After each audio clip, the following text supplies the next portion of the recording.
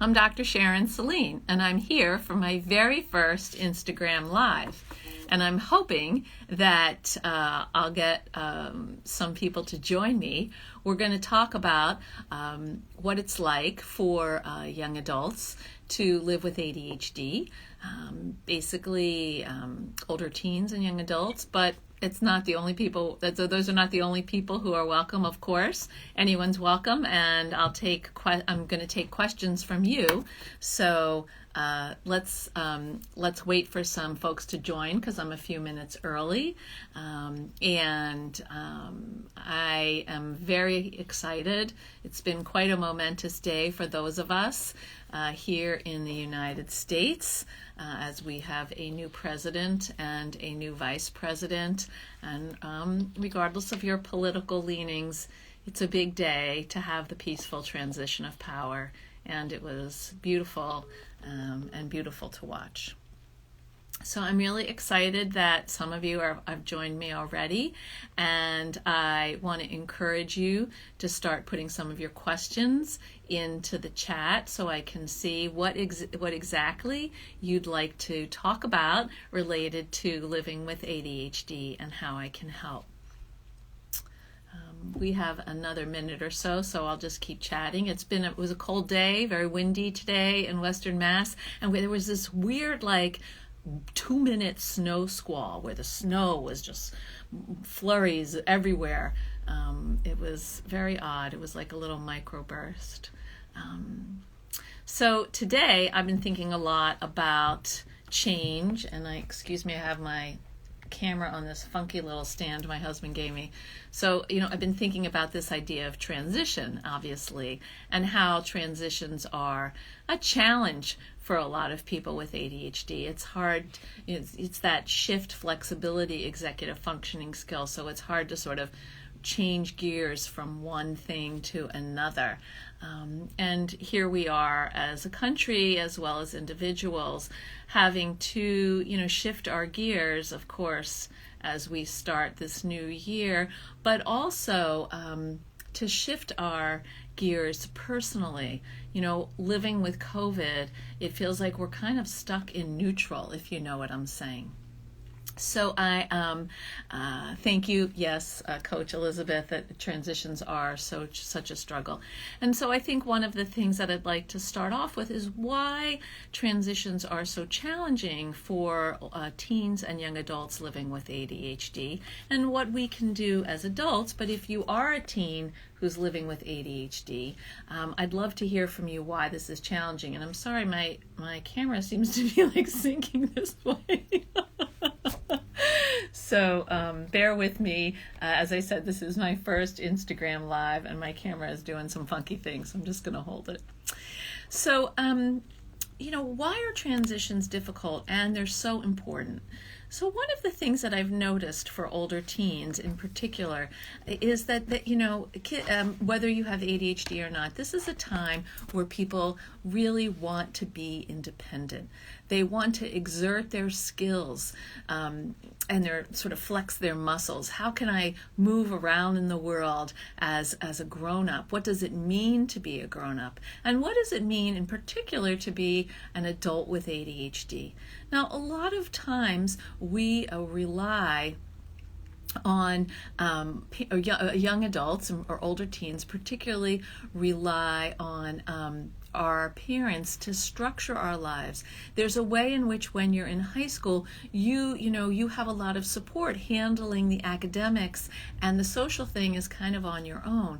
When you leave the home, if you go to college or you get a job and you're on your own, you now have to manage both the academic part of life if you're in school, but if you're not, if you're working, then you have to handle your professional life and what I call the personal social life. Are you eating? Who's cooking for you? What about your laundry? Are you showering? And these are things that might be hindrances for that sense of independence, because it's harder to manage both of these things simultaneously, and it takes kids with ADHD longer to do it. So let me go back here, and I'm getting some questions. Thank you so much for your questions. So Kenzie asks, my question is for more advice. You got it. Do you have any suggestions for lowering social anxiety while dating, especially during this lockdown period? I am so glad you asked this question because actually I'll be talking. Hi, I don't know what happened. I was paused. I'm sorry about that. So I hope you can still hear me. If you can still hear me, just put in a wave. Okay, thanks. You can still hear me. That's fantastic. Okay, great. Glad you're here. Okay, so I'm really excited because I'm going to be talking about this exact topic at the Women's ADHD Palooza, which is run by Linda Rogley, a most excellent coach and the author of, and she's calls herself AD Diva, and she's written a wonderful book. So when we're trying to date right now during COVID, one of the major challenges that we have is safety, personal safety in terms of your health, and that's something that we may not have had before, correct? So how do you, because so that fear of, am I going to get sick? How do I sort of suss out if this isn't a safe situation for me health-wise, is something that we have to add now to whatever anxiety you normally have about, like, how do I start a conversation? How do I know if what he's saying is humorous or what he thinks I'm saying is humorous? How do I read the cues? I don't want to be awkward. I don't want to push her away. And so I think the thing that we want to do to lower social anxiety during this phase is to date slowly. So, take some time to text or if you Instagram or however you communicate via social media, to get to know this person a little bit, to get a sense of how they dialogue, how you dialogue. And then the next thing would be to set up a Zoom, and instead of a Zoom date, maybe have you bring coffee and they bring a coffee, and you each have something that you're doing other than just staring at the camera. You're talking, or maybe you even want to play a game. There are some games that we can do online that can be fun, particularly games like Categories or something like that.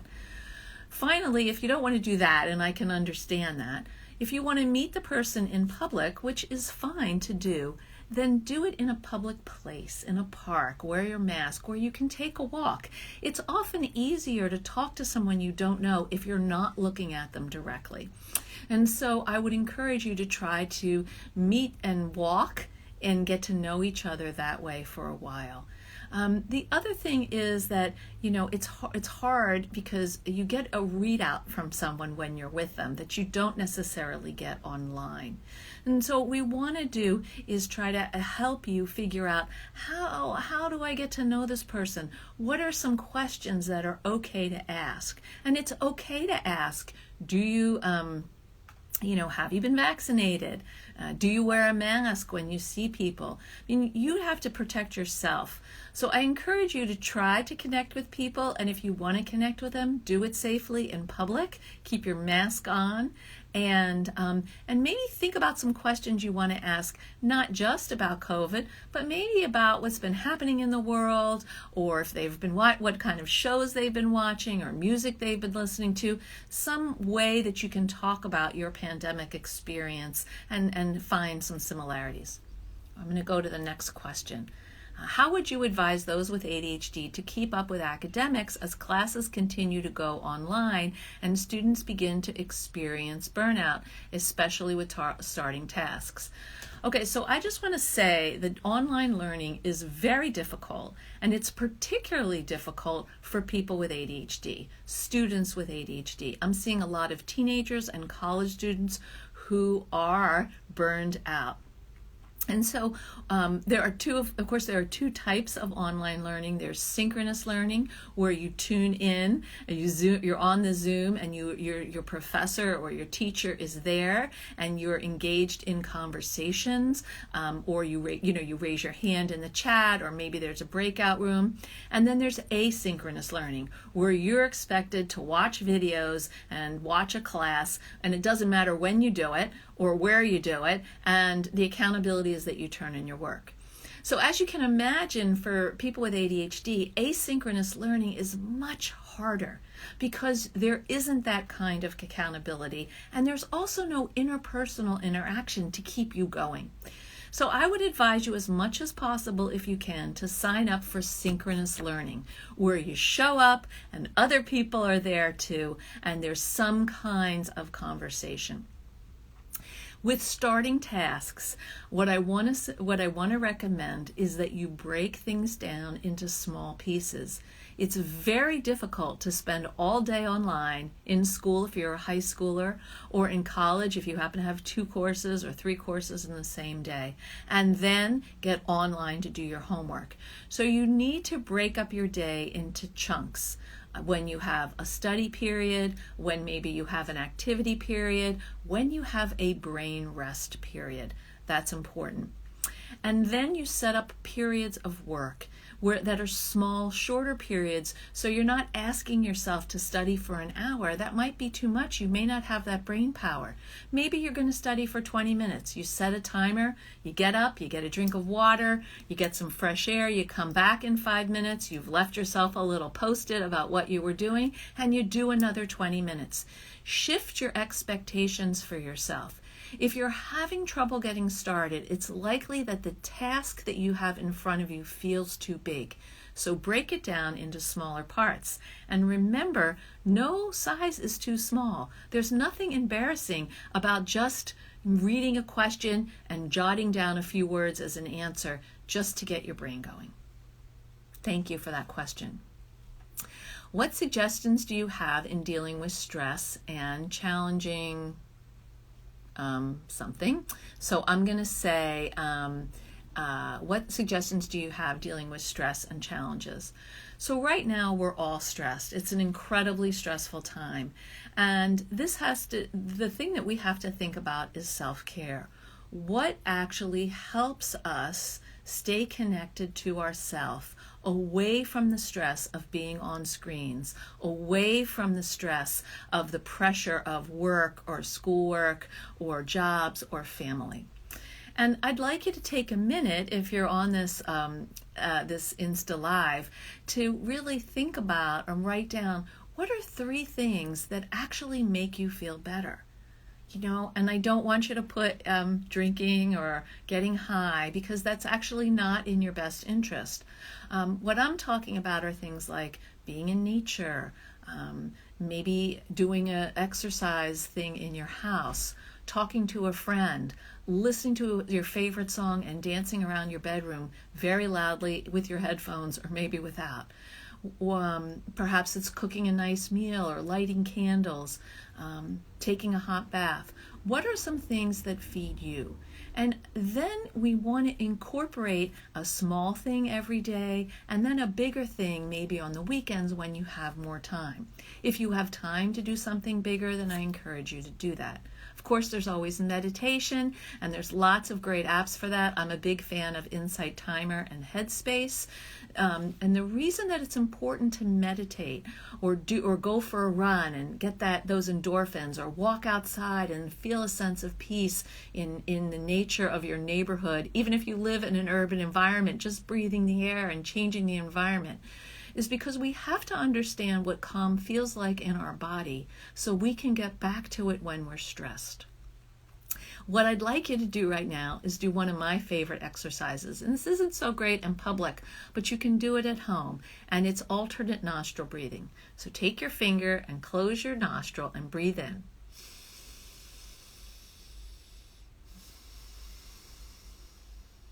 Of course, you have to breathe out. And then switch.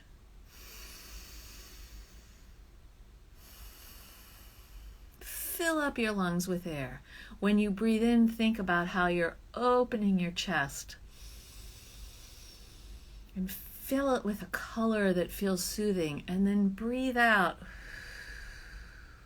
I like to think about breathing out like smog, or, just the toxic worries that I have. When you do that about 3 to 5 times in a row, your system settles. And we want to do that periodically throughout the day. Now, I find that really hard to do during a day, and lately, my task for myself since January 1 has been to leave my house in the middle of the day for as little as 10 minutes and as much as 20 and walk. Just to get outside, to stop looking at the screen, because I could be on my screen 10 hours a day between sessions and emails and articles I'm writing. That's not healthy for me. So we want to think about positive coping skills. Maybe it's knitting, maybe it's doing a puzzle, maybe it's petting your cat or your dog, playing with them, and then how you're going to put some of those times into your day. And for people with ADHD, we actually have to structure that into our day or it won't happen. Now, you don't have to have a rigid structure. Again, it can be activity period 1, break, activity period 2, but write down what you might do in that break that will nurture you. I hope that's helpful. What advice do you have for dealing with ADHD and the pandemic stress? So that's pretty much what I was talking about, except that it wasn't specific about the pandemic stress. So right now, there's a lot of things we can't control. And frankly, there's a lot of loss that we're experiencing. And that adds to our stress. I know for myself, I'm a people person. That's why I became a psychologist.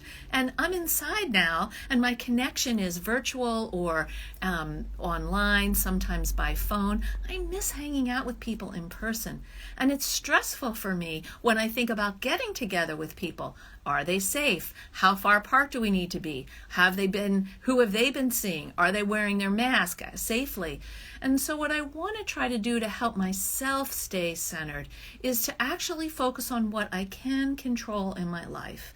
And that is making sure the people I have contact with are practicing COVID safety in ways that are comfortable for me. And it's okay. It's okay for you to ask those questions of yourself. I also want to recommend that you contact your primary care provider or your physician and ask them when you can be on a list to receive a vaccine if you haven't received one already, and most of us have not. And then what that's like, what that process will look like. Is it February? Is it March? Physicians are starting to get a sense of that, and I think over the next few weeks we'll understand that some more. Thank you for asking that. The mention of online, what are you seeing in mental health and physical impacts of so much Zoom? That's a really great question. So first of all, what I'm seeing right away is Zoom fatigue, which is very in common parlance. People are tired of looking at their screens, and kids in particular are tired of looking at their screens. It's been confusing for us because for many of us, screens were a place where sometimes we worked. Like for me, I would write sometimes or do my email, but I spent most of my time face to face, and then sometimes screens were places where I would mess around. I might go shopping, or I might watch a funny YouTube, or I might take a class. Right now, particularly for learners, screens are where everything happens. It's where their social lives happen, it's where their academic lives happen, and it's where their messing around happens. And that's a lot of screen for the brain, right? And so the physical impact of that is both lethargy and dependence on screens. So we have to break it up. One of the challenges is that our brains need time to process and integrate what we're seeing online. And if we're online all the time, we don't give ourselves the space to do that. So that's the first thing that I see. The second thing that I'm seeing is very real, and that is resilience fatigue. People are struggling to bounce back. They're at the end of their rope. They can't even make a knot and hold on. They're so tired. There's a sort of feeling of slipping into this abyss. And so I'm also hearing from people that they're tired of hearing about resilience, like just find your resilience, or you can do this, or use more grit, because that's not what their experience is. So we want to acknowledge that it's hard right now. We want to own that. This sucks. Excuse my language, it stinks. And instead of just working on building my resilience, I'm going to accept that I'm struggling, because in that process of accepting that I'm struggling, guess what? I'm taking some of the stress off myself, because some of that stress is I should be different. I should be feeling X. I should be doing Y. And you can't, right? You're doing the best you can with whatever resources you have available. So it's okay to feel tired, and it's okay to let yourself be discouraged. And you know what? What's going to get you out of that is sharing that with some other people. Sharing, talking about it, asking people, what do you do when you feel like you're at the end of your rope? How do you stick it out? Are you watching a comedy? Do you recommend something? Have you baked something special? Is there a place you go that really helps? Like for me, I try to go to some water, whether it's a fountain or a stream near my house. Just hearing the water is very restorative. So those are some of my responses of the impacts that I'm seeing about so much Zoom, and the importance of giving your eyes and your brain a rest to integrate. Thank you for those of you who are joining. I'm going to try to wave back at you. Natalie and let's see, Heidi and Donna, thank you, and Emily. Somebody sent a request. You can go live. I want to just thank you all so much for joining me, and I'd love you to ask some more questions, because this is why we're here, right? Why we're here is how can we live more fully with ADHD in the midst of this pretty serious crippling pandemic, particularly as a millennial. And I want to say something about you young adults who have joined, because the fact is you've lost a lot. You've lost a period of your development when you should be on your own, when you should be, flexing your muscles and stretching your wings and being able to not live at home, live with friends, socialize. Somebody asked about going out on a date, going out to a concert, meeting friends for dinner, going to parties, and just hanging out with people and laughing and talking. And so these things have been stripped away from you. And there's a lot of isolation right now. Particularly, I've seen tremendous amount of isolation and difficulties for people between the ages of 17 and 25, who are often back at home, back living with their parents, having their parents treat them as if they were 13 instead of 23, and struggling to figure out, how do I act as the young adult I am while I'm living at home? And here's what I would say to you. You may be arguing with your parents about chores. They may want you to do certain chores that you don't want to do, and you want to do other chores. Come to some compromise. I work with someone, and her parents were very angry with her because she wasn't doing her dishes during the day. And here's what we came up with. She hates doing the dishes. What does she like to do? She loves to take care of the cat and clean the litter box. She loves to do the compost. And she's very happy to set the table and clear the table and do the dishes at dinner. So I encouraged her to sit down with her parents and say, look, I don't want to argue with you all day. This is how things work for me better. Can we adapt? Can we come up with a solution? And her parents were really great about it. And they said yes. And their arguments were cut in half, if not more, because they shifted expectations, and they made an agreement. Here's a question. How can I help my 17-year-old with ADHD who struggles academically transition from his video games to his hybrid learning environment? Hey, thumbs up. Thank you for that question. It's a great question. So I talked earlier about how screens are now places where we play, places where we learn, places where we work. And so what I think is really important is that we help our kids with the transition time very clearly. And so that would mean that you have gaming time at a particular time of the day and learning time at another time. And sometimes what it helps to do for kids, whatever age, whether they're 13 or they're 9 or they're 17, is for them to actually say to themselves, I'm leaving my gaming and I'm going to school. I'm leaving my gaming and I'm starting my learning. That kind of verbal transition helps kids, particularly with ADHD, move from one thing to another. We started today talking about how shifting, and flexibility can be tough for people with ADHD naturally. So what we want to do is essentially assist them with that. And that may mean that they need your company. That may mean that they need better timers or alarms or alerts. They may mean that when they join hybrid learning, they have to check in with a teacher. So in a particular way, and the teacher acknowledges them in the chat. So what we want to do is to set them up for success. Talk to them. What has helped them in the past transition from gaming to hybrid learning? Because they have had to do it and they've probably been able to do it. So it may have been a struggle, but they've done it. So let's dig into that struggle. Let's unpack it and see what's in that. Within that struggle, is there a tool? Is there a hidden gem that we can expand and lean on in moving forward? It is, let me check my time. Okay, we've been on for about 25 minutes. I'm going to stay on for another 5 or 10 minutes or so. So if you have any more questions, please ask. In the meanwhile, I'm just going to keep talking about the challenges for older teens and young adults.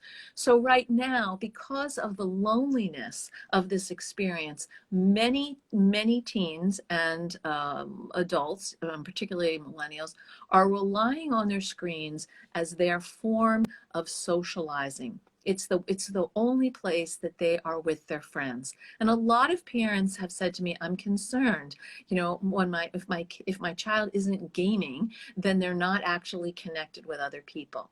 And what I would say is, that's right. Parents tell me that they hear their kids when they're on their games screaming and laughing and just, getting all worked up. It's a place for them to socialize. So we want to perhaps worry less about the fact that they're socializing there, but to adjust the quantity of that time that they're doing it. So that's not their only form of socializing. It's very hard for kids to think about how to meet up other kids safely and securely right now. Many kids are doing stuff that isn't safe. They're at parties where people may be smoking marijuana or drinking, and they're not wearing masks. And if you live in a house where you have a 75 or 80-year-old grandmother who may be immunocompromised, you don't want to do that because you don't want to get your grandma sick. And so you're left out of socializing. So I think it's important to talk to people about what are the options for socializing. And if you're an adult and you know what those are, how can you do that safely? What does it look like? Can you, have a bonfire or where people are wearing their masks, but they're hanging out even though it's chilly? Can you go to a cafe? Because some cafes have little fire tables and you can have your coffee and so can a friend, and you're sitting 6 feet apart. Try to brainstorm ways that you can meet up with some people in person. It will really feed you, and I think it will give you some hope and also help feed that tank so that you have a little more capacity for bouncing back. So I'm going to thank you. I don't see any more questions. I want to thank everyone for joining me today. I really appreciate your participation and your questions. I want to remind you of a few things. I do a live Facebook session for Adhd magazine every Friday at 4 p.m. So I encourage you to join me there. If you liked this Instagram Live and you'd like to see more of that, please feel free to send me a message. Also, I encourage you to go onto my website and sign up for my newsletter. It comes out once a week, and I don't share my email with anybody. And there's a lot of free resources on my website as well as on my YouTube channel. Follow me on Facebook. I also post a lot of stuff there. And finally, what I want to say is take care of yourself. This is a hard time for all of us. Find some kind of self-care and do it. Set a timer on your phone and tell yourself what you're going to do. And then put your coat on, even though it's 24 degrees outside. Put your hat on and make yourself walk around the block. That's what I do. And so far, it seems to be helping. Thank you so much for joining me. I'm doing a masterclass starting February 1st, parenting neurodiverse kids in the pandemic. This is for parents of kids ages 8 to 14 or 15, so I hope you'll join me. Take care, and thank you so much for being in this live. Stay safe and stay healthy. Goodbye.